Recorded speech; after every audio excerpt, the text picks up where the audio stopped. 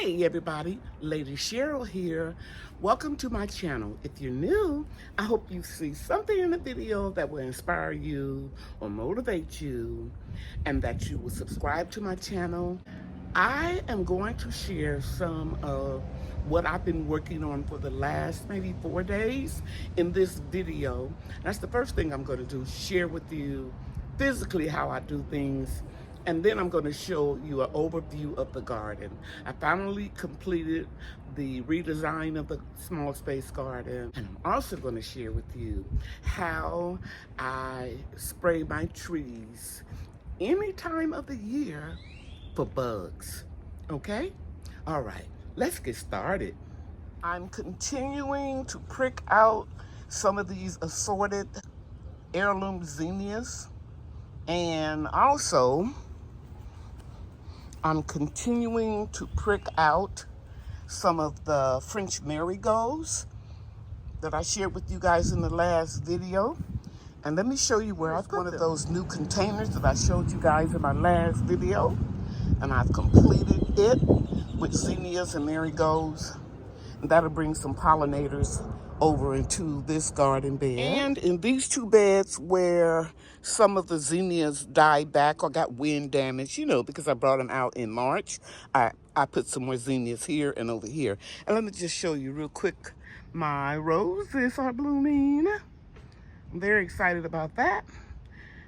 And about actually the whole prayer garden. I'm going to make this new expansion of the garden my meditation area. And this area in here, I think I'm going to name it my butterfly garden. I got that from Angela's Busy Bees Garden and Homestead. She has a butterfly garden, and I think that's what I'm going to call this area in here. Sure am. I'm excited. I want to share something with you that I have learned during my 40 years experience gardening. There are 2 flower seedlings that you can plant an excessive amount in one container as soon as it is warm enough in your area, and you will be able to prick the seedlings out. And they're very easy to do. I don't have my tool right here, but I'm just going to use my finger just to loosely pick it up and transplant it anywhere you want it to go. These are assorted giant zinnias that I planted outside on March the 24th. And here are French marigolds that I sowed the seeds in this pot on the same day. Now, if you look over here, you will see that I put a few zinnias in this pot with the lilies. And this one, I did this one also last week, marigolds and zinnias. I did this one a few days ago. And then I'm going to share with you over here the pot that I did yesterday. It hasn't even been 24 hours. And you can see there's no shock to the seedlings. They're standing erect, and they're going to be just fine. They're going to grow just like those over here and over here. It's a lot of fun to come out every day and just prick a few little seedlings out and then put them where you want them to go. These seedlings don't go into shock if you move them. Marigolds and zinnias. Here's the last of the marigolds and zinnias that I potted up. And also I put in a few onions just to keep the insects away from the patio. It's Saturday, April 19th, I believe. And I'll put the right date if this is wrong. Look how beautiful that zinnia is. Let me move out so you can see that I'm not exaggerating. Put my little finger there. They're getting bigger now, guys. Now that the temperature is warmer. You see how they start out? This is going to be big and beautiful. And this one's not all the way developed. Isn't that beautiful? See what else I can give you an update. You see these pansies? They will start dying back once it gets 90 degrees consistently. These were left over from last fall.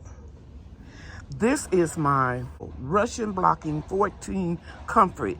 My daughter is going to put it in the front where it can go directly in the ground because we're not pulling up enough of nutrients in the container. It needs to go in the ground because it goes deep like a tree root and pull up untapped nutrients. Today, Brian and I are putting up the T-post for the shade cloth. We're gonna need it in June. And as you can see, he's putting one on this corner here. Thank God I remembered to take my Tpost driller, that red tool, with me when I moved from my food forest. He's doing a wonderful job. And we're doing this now because we're gonna get a lot of rain, and we want that rain to, you know, after it dries, keep those posts stabilized. So that is absolutely perfect, Brian. Now you're gonna come right here to the brick, make it even. Yes, sir. And then you're gonna drive another one right there, close to the brick, Brian. No, close to the brick. Yes, sir. And I'll show you guys when he's all finished. This tool, I used to take a hammer. Go ahead, baby. I used to take a hammer before I learned about this tool, and it make it so easy.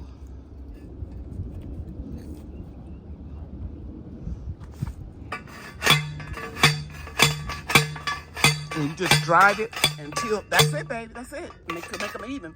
When that portion, let me show you. Give me that, okay. You see right over there, guys? That little cheap crossbar right there? Once that goes all the way in the ground, that's when you stop hammering, so you can have them even. Okay, guys, we have the T-post all in. I spread all of the mulch yesterday, and Brian put the T-post down. I got my shade cloth in. I got 6 feet wide by 100 feet.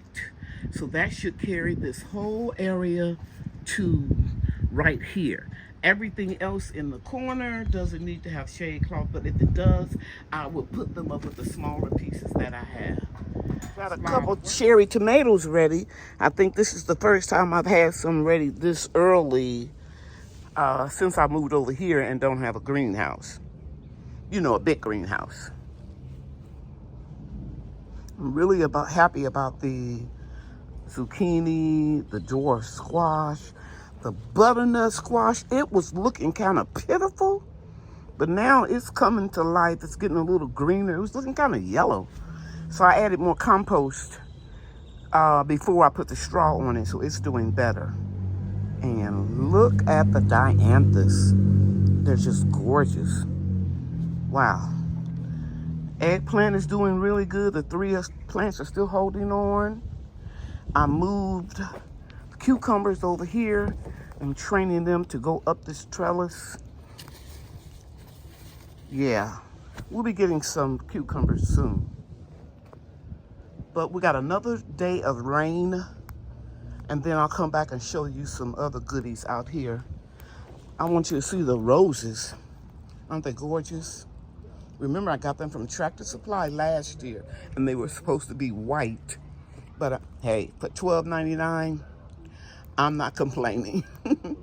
I'm very happy that I finally got all of the work done. That is my prayer garden with my mother back there, the garden angel, and my grandmother right here. And this bistro set was my daughter's idea to put it here and we can read. And I have more insect repellent herbs. I'm gonna put in some little pots. And this will be my butterfly garden. Look at my zinnias. Let me go closer. They are showing out over there.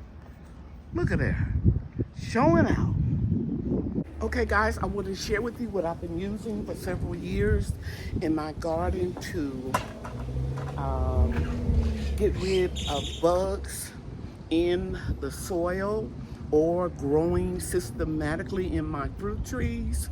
I haven't had any pest issues for several years. And that is because I started using this all seasons horticultural and dormant spray oil. Now, because it's oil-based, You want to follow the directions for diluting it, and then you want to spray on a beautiful day like today where the temperature does not exceed over 80 degrees. So if you know you're going to have a very hot or warm day, because this is not hot for me in North Texas, because you know I've been sharing with you all since 2015 that we get triple digit temperatures. We get like 15, 20 days in a row with temperatures as high as 110, 109, and I'm telling you, it is so hot. I don't spray this spray, even though it's all seasons, you can use it. I don't spray when temperatures are above about 80 degrees. You don't have to worry about it damaging your fruit. You can eat the fruit several days after you spray it. Now, I'm not going to give any directions. I want you to follow the manufacturer's directions. I've been doing this so long, I don't measure, but I'm going to use this spray bottle, you know, that has the pump in it that creates the air so that it will spray evenly. And I'm going to spray all around the top of the soil, on the tree trunks and every branch and leaf that I can reach. Okay? I use this all season dormant and horticultural oil. I hope I shared something that you can use in the future. Now, I don't have all those fruit trees like I had in my food forest. You guys know that I sold my property and it was over 50 fruit trees on that property. And the owners still are maintaining it. So it's a beautiful feeling to see what I have started that someone else is continuing to take care of. I'll probably link another video that goes into more detail in the comments of how I spray the fruit trees. But I'm trying to keep my video short and sweet and to the point. Very quickly, I'm just going to show you that the delicious apple is getting fruit on it. See that? And they're going to get much bigger. And then I will thin them out according to how much is left after the wind, you know, does its thing, because it knocks some of the apples off. But right here, I want to show you. This is the graft line. That's what this is growing up from. See that? Never let that grow, because you're taking nutrition. I'm going to cut it off down there when I bring my pruners out here. But you don't want any nutrition or energy going into growing branches below the graft line. But this is a very delicious apple. My kids and my grandchildren especially love it. They love to eat something that you have grown. This 25-gallon pot that has cherry tomatoes in it, I'm going to move it. I'm going to replace these two. See this one right here? You can't see the beauty in all of those dianthus. And then I see the echinacea starting to come up. And I'm going to put the tomatoes where this pot is, and I'm going to move this pot and put it right here.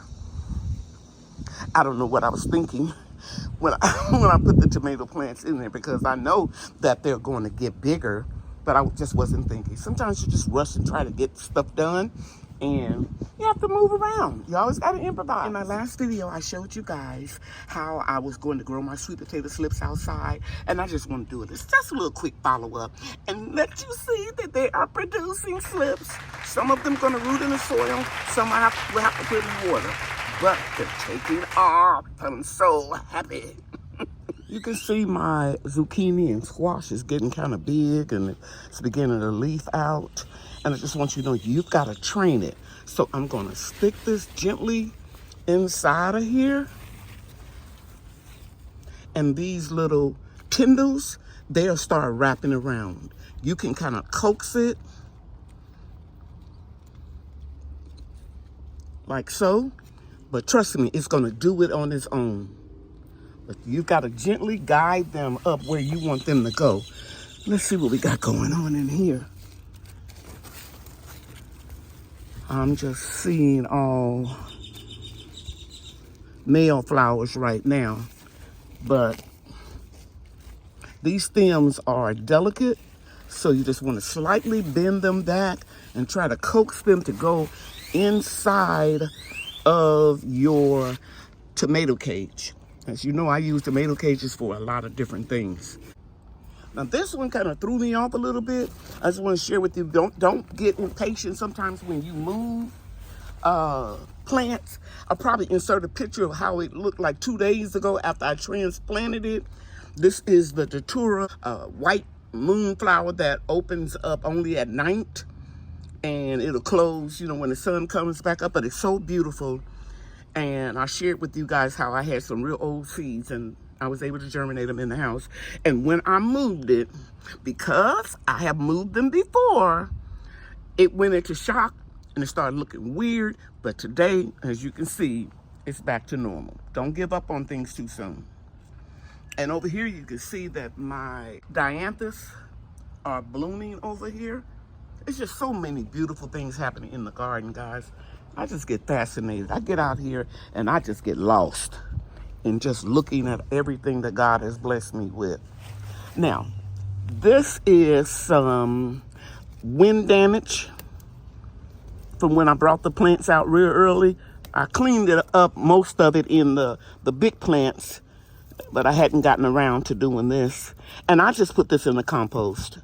I got 2 more of those planters like this one, 20-inch. That's going to be delivered from Home Depot because they're on back order. And then I'll just put this compost in there when I fill those planters up. Thank you so much for visiting me today. I hope I share something that you can use in your gardening. I want you to know that I love you and God loves you too. Thanks for watching, everybody. Bye now.